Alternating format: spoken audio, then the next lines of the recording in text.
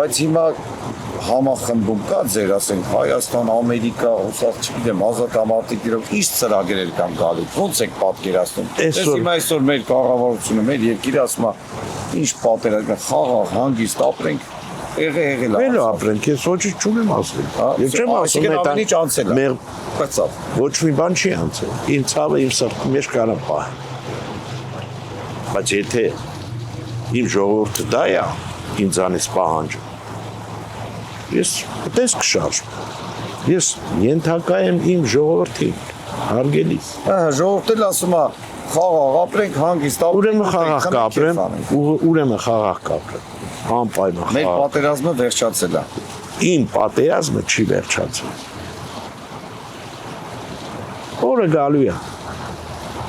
Թուրքի յաթաղանը երբեք հանգիստ չի մնա իր կողքը կանգնած։ Նրա մոտ երբ որ արու զավակ է ծնվում, զենք անավեր տալիս, վերջը։